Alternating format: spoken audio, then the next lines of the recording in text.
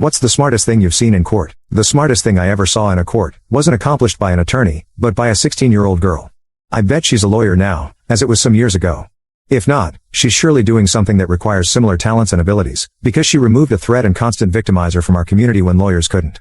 It wasn't a particularly important case, but she approached it acting as her own attorney and as if she had been arrested for unaliving someone. She even brought her own self-produced Technicolor slide and video shows.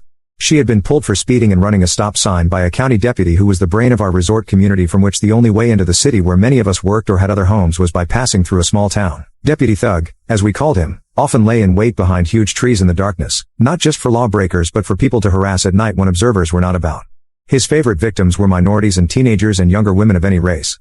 He never pulled mature men, even if they were flying low, or older women, maybe for fear of husbands and sons, or maybe they reminded him of his mother.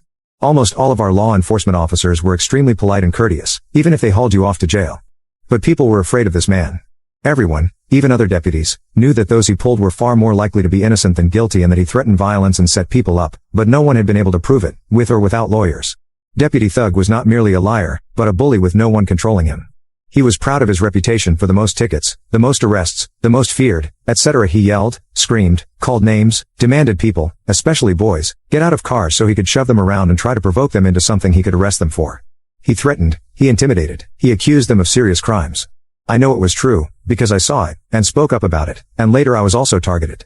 He was nasty and very threatening until I convinced him I knew my rights, and for reasons not worth going into here, he wouldn't be as likely to win my kind of fight as he would a violent one against a teenage boy. Miss 16-year-old approached the docket like Perry Mason pretending to be Columbo.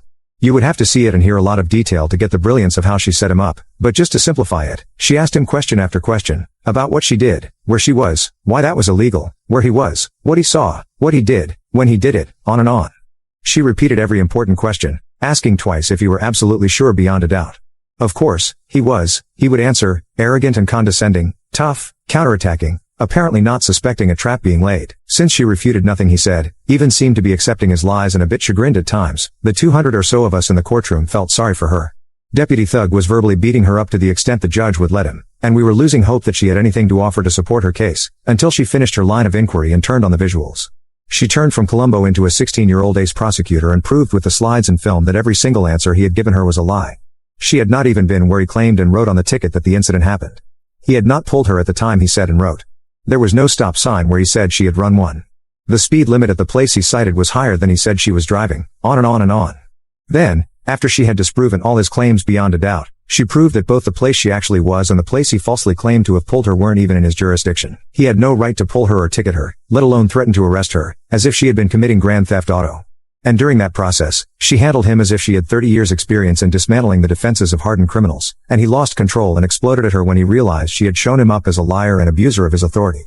The entire courtroom erupted in loud cheers and applause as the judge, enraged well before this point, dismissed the case and shredded the deputy, saying that he was a disgrace to his uniform and that he himself was deeply offended by the lies just told, also implying that serious consequences were in order. Unfortunately, the judge had no control over police personnel, and Deputy Thug was not fired. But he stopped harassing our community and we never saw the swagger and arrogance again.